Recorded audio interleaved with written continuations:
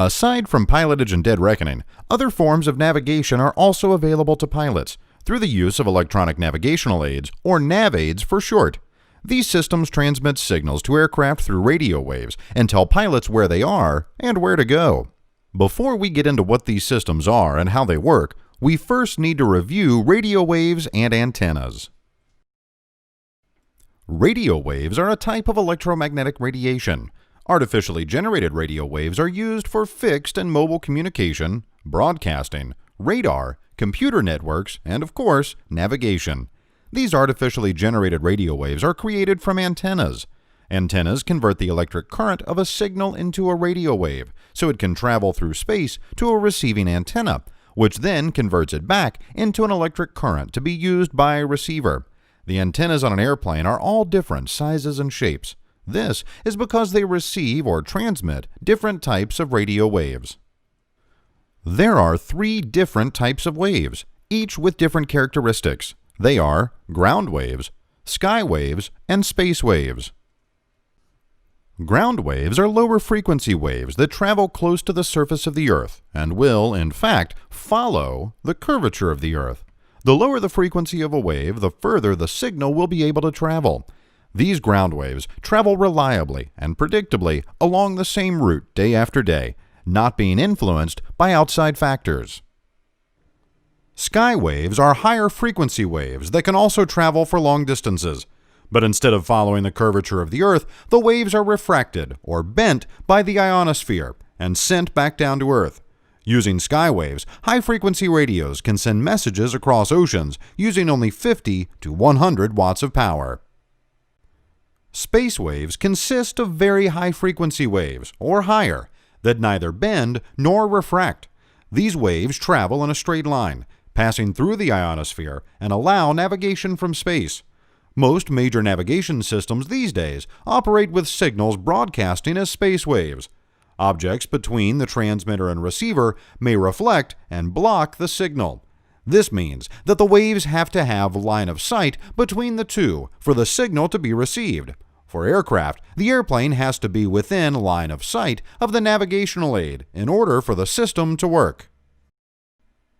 One of the oldest types of nav aids still in use today is called the non-directional radio beacon, or NDB. While NDBs are not as common in the United States as they used to be, they are still used in other countries around the world. An NDB is simply just a ground-based AM radio transmitter that transmits radio waves in all directions. In the United States, these NDBs operate on the frequency range of 190 to 535 kHz. Because NDBs operate in this low to medium frequency band, they are not subjected to the line-of-sight limitations of space waves. To navigate via NDBs, pilots need to have installed in their aircraft an automatic direction finder, or ADF. The face of an ADF contains a needle that points to the relative bearing of the NDB. The relative bearing is the number of degrees measured clockwise between the aircraft's heading and the direction from which the bearing is taken from. You can use this simple formula to calculate the magnetic bearing to the station. Magnetic heading plus relative bearing equals magnetic bearing. For example, if your airplane is flying a heading of 030 and the ADF is indicating a relative bearing of 120, then that means that the NDB is at a relative bearing of 150 degrees. If you wanted to fly towards the NDB, 150 would be the initial heading to turn to. When flying directly toward the NDB, the needle will look like this, pointed straight up at the NDB station. Once crossing over it, the needle will reverse direction, but still point at the NDB as you fly away from it. It is possible to track both towards and away from an NDB station. This sounds really easy, right? Just keep the needle straight up and you'll fly right towards the station.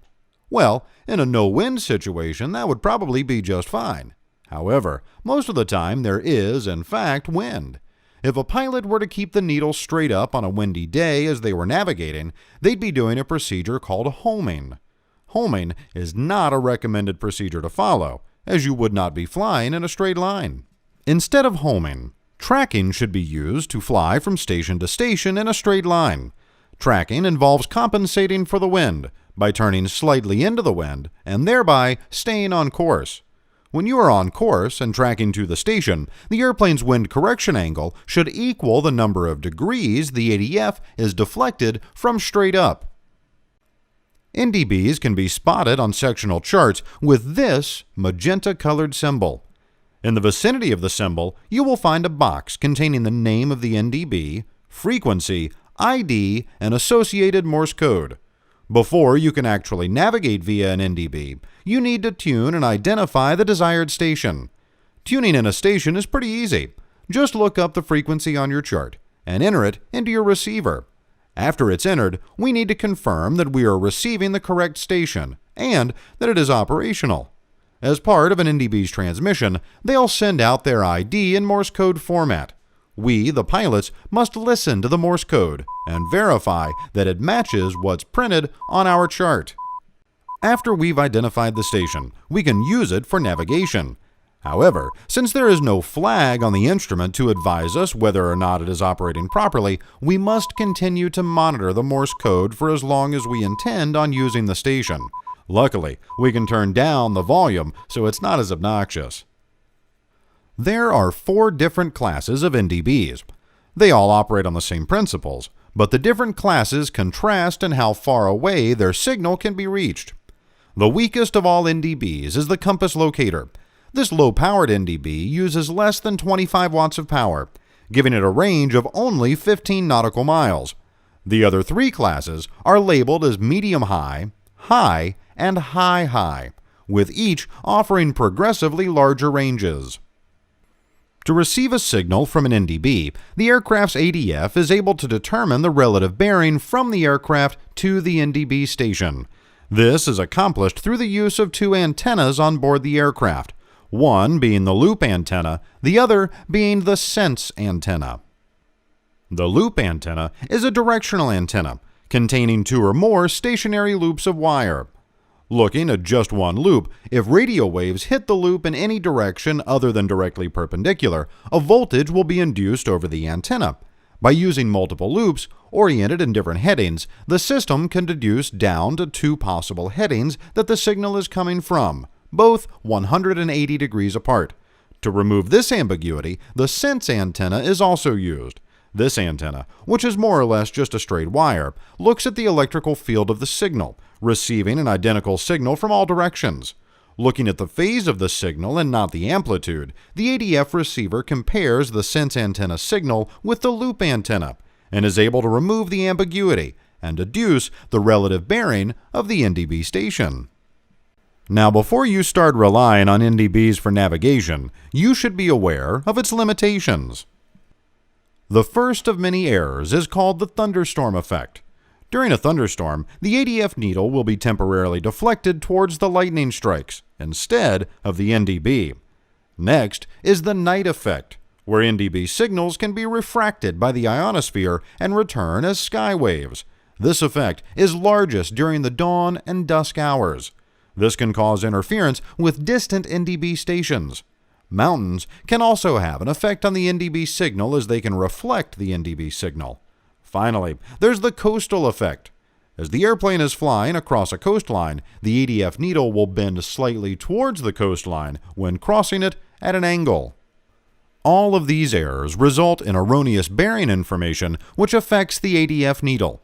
Since the pilot has to monitor the NDB Morse code, hearing any static on that frequency, along with the ADF needle acting erratically, are 2 indicators that there may be an error in what you are receiving. While NDBs are a dying technology, our next nav aid is still very much alive and much more common in the National Airspace System. This type of nav aid is called a very high frequency omnidirectional range, also known as a VOR. The typical VOR is usually white and resembles a big bowling pin. However, other types of VORs exist that look much different. Since VORs operate within the frequency band of 108 to 117.95 MHz, they fall into the space wave spectrum. This does allow for relatively interference-free navigation. However, reception is limited to line of sight, which prevents a pilot from receiving a signal when at low altitudes or in mountainous terrain. VORs are oriented to magnetic north and transmit radial information outward in every direction, similar to spokes on a bicycle. Technically speaking, there are an infinite number of radials being broadcast out, but for simplicity, it is said that only 360 radials are used.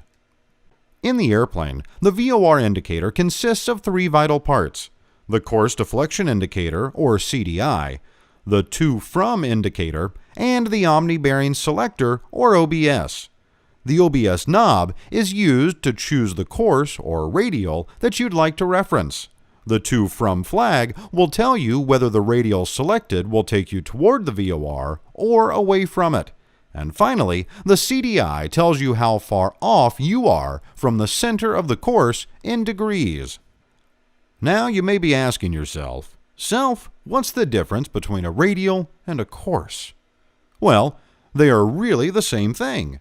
However, when flying, radials are directed away from the station, whereas courses are directed toward the station. So, when you fly away from a station, you want to follow a radial. When you fly toward a station, you want to follow a course. The reason for the distinction is because the VOR indicator, in its old-school fashion, does not know what the aircraft's heading is. Let's say you are directly south of the VOR flying northbound. You could dial in either the 180-degree radial from or the 360-degree course to into the OBS, and both will tell you that you are on course. However, if you start drifting to the west, you'd get two different indications on your instrument.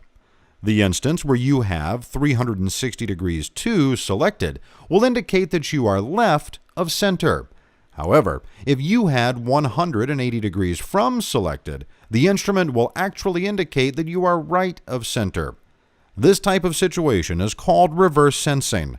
If you were not aware that you had mistakenly entered the reciprocal radial into the instrument, the more you tried to correct toward the center, the further off course you would actually get. Modern-day avionics, like the Garmin G1000, use a horizontal situation indicator, or HSI, instead of the old standalone instruments. HSIs merge your heading and navigation into one instrument, and because of that, does not succumb to reverse sensing, at least with VORs. However, a pilot navigating with an HSI should still always dial in the appropriate radial or course, because if by chance there was a failure with the instrument and it no longer synced with your heading, you would not want to suddenly encounter reverse sensing. Since a VOR's radials emit out like spokes on a bicycle, the closer the pilot flies to the VOR, the more sensitive the instrument gets. Let's again say that we are south of the VOR on the 180 radial, flying northbound. We set the OBS to 360 degrees and we get a 2 indication. The closer we get to the station, the more sensitive the needle gets, but the indication will continue to show 2. As you pass over the top of the VOR, you enter a zone called the cone of confusion. The cone of confusion is the area above the VOR where the airplane does not get a clear signal. The to-from indicator will go to the off position because the receiver can't quite tell where you are. As you fly away from the VOR, the receiver gets the signal again and the flag flips to a from indication. Now, you can track the 360-degree radial from the VOR and continue flying northbound, tracking the radial away from the station. If at any time you want to figure out where you are in relation to a VOR, all you need to do is find what radial you are on. That means that on your indicator, you need a centered CDI needle and a from flag. Simply keep rotating the OBS knob until the CDI centers. If by chance it's centered with a to flag, you are on the reciprocal radial. You need to rotate the OBS 180 degrees left or right. It will center once again, this time with a from flag. So, by using one VOR, you would know where you are in relation to that VOR. However, you don't know at what point you are along that specific radial. For that, you'd need either distance measuring equipment, or DME, or a second VOR. The DME will tell you how far from the VOR you are, pinpointing your location. Two VORs can accomplish the same thing through a process called triangulation. To triangulate your position, pick two VORs that are near you and tune in their respective frequencies. Now, simply center both needles with from flags to find the radials. Use a sectional chart to draw the radials out. The two radials should intersect, indicating your current location. Before any flight that you intend on using your VOR receiver, you should make sure it works. FAA regulations require you to check your VOR equipment every 30 days for IFR operations. It's not required for VFR operations, but it's a good idea to test it anyway. When pilots perform a VOR check, a record of it is kept in the airplane. This log contains the date of the check, the location of the check, any bearing errors encountered during the check, and finally, the pilot's signature. Keep in mind that before you actually rely on a particular VOR for navigation, you need to make sure you have the correct VOR tuned in. This is accomplished by identifying the VOR. Just like in NDB, VORs transmit out three-letter identifications in Morse code. After a pilot tunes in a VOR, they need to listen to that VOR's audio transmission and make sure the Morse code matches what it's supposed to be. Pilots do not, however, need to know Morse code. All they have to do is match the audio with the dots and dashes printed on the sectional chart for that station. Unlike an NDB, pilots do not need to continually monitor the audio of a VOR. Once they have identified the station, they can turn the audio off. If the VOR was inoperative, the to from flag would show off. As part of another convenience of today's advanced avionics packages, systems like the G1000 can identify a VOR for you. Once you enter the frequency into your navigational radio, the G1000 displays the VOR's identification next to it. If that ID matches what's on the sectional, you have the right station tuned in. You do not need to listen to the Morse code, unless you want to, of course. Just like with NDBs, there are different classes of VOR, each with their own service volumes. VORs have a power output necessary to provide coverage within their assigned operational service volume. There are three service volumes that a VOR can have: terminal, low, and high. A terminal VOR is one usually located on an airport and is a lower powered VOR. It has a range of 25 nautical miles and reaches an altitude of 12,000 feet AGL. A low VOR is more powerful and has a range of 40 nautical miles and reaches an altitude of 18,000 feet AGL. And finally, there's the high VOR. This VOR is used to build the high-altitude airways that exist from 18,000 feet and above.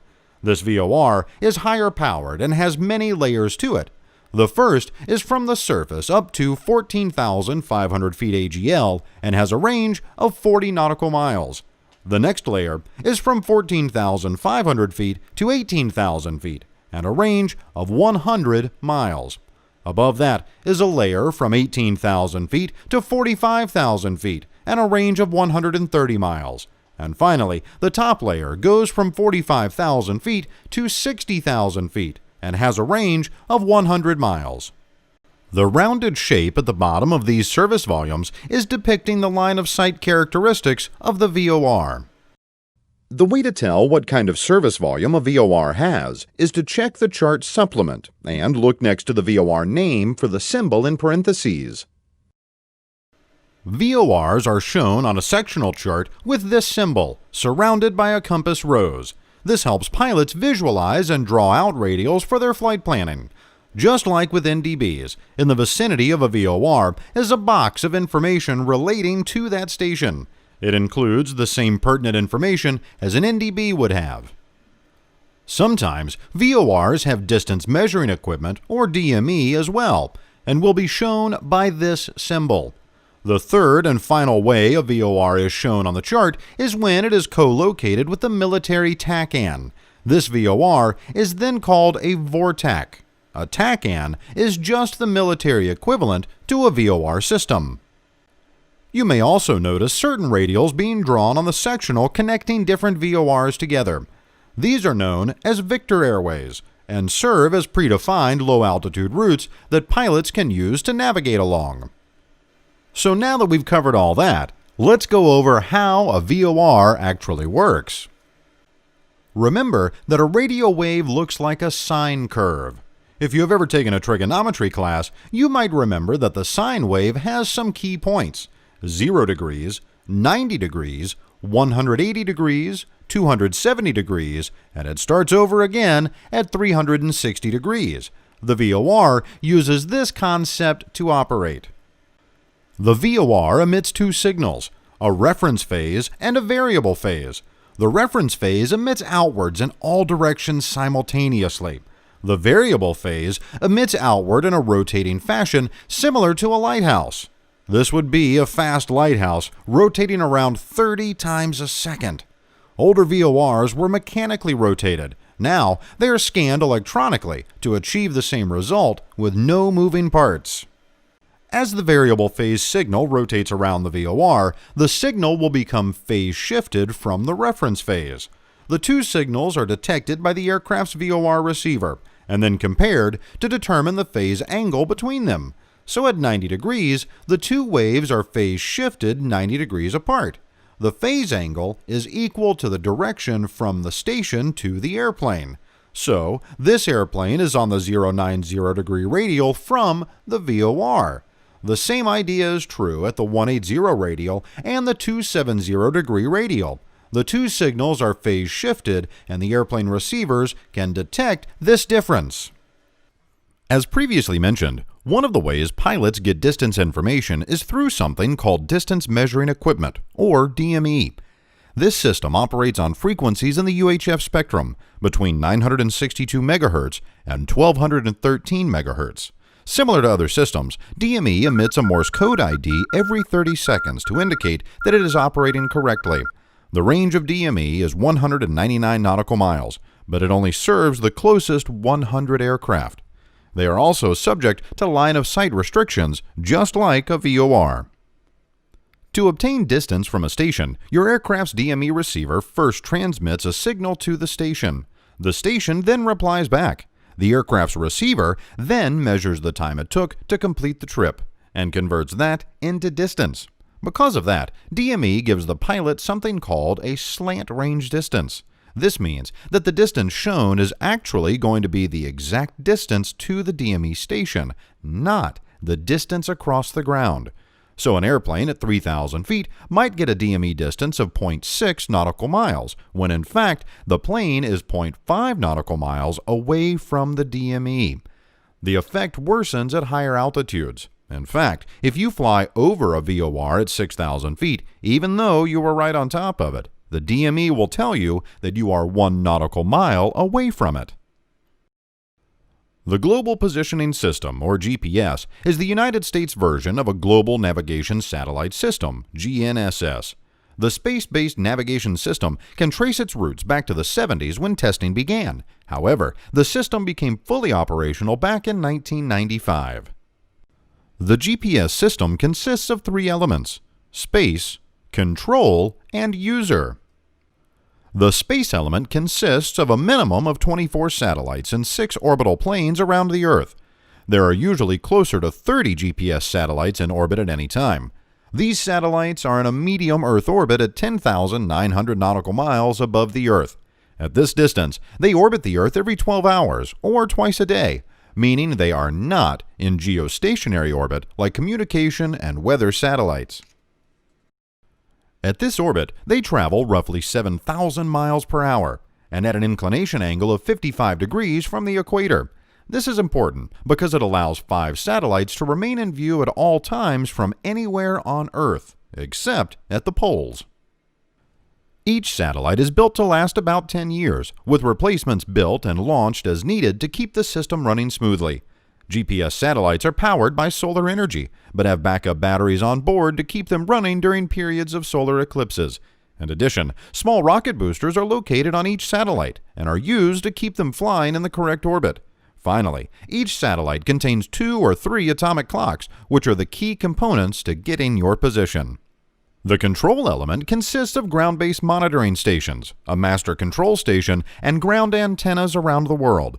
The goal of the control element is to ensure the accuracy of the GPS satellite positions and the accuracy of the atomic clocks on board. The master control station gets data from monitoring stations pertaining to errors with satellite orbits or clocks, and is able to send data and instructions to the satellites to correct for any errors detected or to move satellites back to their proper orbits. The user element consists of the combination of the antennas, receivers, and processors in the airplane that receives the signal and calculates your GPS position. There are a wide range of receivers, anywhere from handheld devices to panel-mounted to full flight deck systems, but they all perform the same calculations to give you your position, and each has their own limitations that the pilot must be aware of before using them for navigation purposes. Each GPS satellite transmits the GPS signal in the microwave range. The two primary signals are called the L1 and L2 frequencies. The L1 frequency transmits at 1,575.42 MHz and is for civilian use. The L2 frequency transmits on 1,227.60 MHz and is encrypted for use by the military, although these frequencies are not important to know. Each signal transmits a course acquisition code that contains three parts. First, a pseudo-random code, which is an ID code that identifies the transmitting satellite. This also prevents something called spoofing, which in simple terms prevents anyone from interfering with the GPS signal. Second is something called the ephemeris data, which is describing where each GPS satellite should be in orbit at any given time. And third is the almanac data, the current date and time, and the status of the satellite, whether healthy or unhealthy. The entire GPS signal takes approximately 30 seconds to receive. The idea of how the GPS works is based on a principle called pseudo-ranging. This is the name for the process that allows us to calculate our distance, not by actually measuring distance, but calculating it with a time calculation. This is done using the same formula from dead reckoning. Rate times time equals distance. Radio waves travel at the speed of light, which is 186,000 miles per second. The GPS satellite sends a signal to the airplane that has the time the signal was sent. The receiver can compare the time the signal was sent to the time the receiver received the signal. Since we know the speed of the signal and the time it took to get from the satellite to the receiver, we can calculate the distance from the satellite to the airplane. So the GPS signal that is sent out really is more like, I am satellite X, my position is Y, and this information was sent at time Z. There is one problem though. This means that we are approximately 10,900 miles away from the satellite in all directions, essentially making a sphere that we are on. In order to pinpoint our location, we need to use more satellites. By adding a second satellite, there are now two spheres that intersect. This makes a circle of where we could be. A circle contains an infinite number of points, so we need to add a third satellite to get our position. By adding a third satellite, the sphere of our possible locations from the third satellite intersects the circle in two locations, one on Earth and one in space. By eliminating the location in space, we know our 2D location. In order to get a 3D location, a fourth satellite is necessary to remove any ambiguity in the position. The GPS satellite constellation is designed to make at least 5 satellites in view at all times, and most of the time there are several more received. If we receive more signals from satellites other than the 4 necessary to get our 3D position, the GPS receiver will use the additional signals in its position calculation and give the pilot an even more precise location. Now that we know our 3D position, we need to check the accuracy of the GPS signals. In order to do this, our GPS receiver calculates something called Receiver Autonomous Integrity Monitoring, or RAIM. This is the system the receiver uses to verify the usability of the received GPS signals, which warns the pilot of malfunctions in the navigation system. In order for the receiver to calculate RAIM, we need to receive at least 5 satellites. If RAIM is not available, the pilot will receive a message from the GPS to warn him or her that there may be some error in the GPS position. RAIM outages may occur when there are an insufficient number of GPS satellites, or there is an unsuitable satellite geometry, either of which can cause the error in the position to become too large. Just like every other navigational system, there are several GPS errors that a pilot can experience while flying. The first is any time there are fewer than 24 operational satellites, which may result in a lack of adequate GPS signal. Next, any time the antennas on the aircraft are blocked from receiving the signal by high terrain, such as in a valley. Or any time the aircraft's GPS antenna is shadowed by the aircraft structure, like when the aircraft is banked. Some other errors that can occur are harmonic interference from VHF transmitting devices, satellite atomic clock inaccuracies, receiver or processor errors, or even a bounced or multipath signal reflected from hard objects. There can also be errors caused by the signal traveling through the ionosphere and troposphere, which can cause a delay in the signal. Additionally, sometimes there are satellite data transmission errors, which may cause small position errors or momentary loss of the GPS signal. Finally, there was an error called selective availability. This is an error caused by the U.S. Department of Defense that can purposely cause error in GPS signals. This error was discontinued on May 1, 2000, but may be reinstated at any point in the future that the Department of Defense finds it necessary. So, to sum up, all of these errors, when added together, equal an error of plus or minus 15 meters, or roughly 45 feet. When selective availability was turned on, the error was plus or minus 100 meters, or about 300 feet. The less error we have, the better. To improve the accuracy, integrity, and availability of GPS signals, something called Wide Area Augmentation System, or WAAS, was designed. WAAS works so well that the location error is a mere 10 feet or so. As the GPS signal reaches Earth, it is received and monitored by ground-based wide area reference stations. These stations monitor the GPS signal and relay the data to a wide area master station. At the master station, a correction to the GPS signal is computed. A correction message is prepared and uplinked to one of the geostationary WAAS satellites via a ground uplink, and then broadcast on the same L1 frequency as the regular GPS signal. Any GPS receiver that is also WAAS capable will be able to receive the correction message. The receiver will then apply this correction into its GPS position calculation and display to pilots an even more accurate position. The WAAS satellites are in an ideal position for their geostationary orbit, allowing them to cover a large portion of the Earth. To take full advantage of their location, the WAAS satellites will also act as regular GPS satellites. In essence, there are always an additional 2 or 3 regular GPS signals available to pilots across the United States.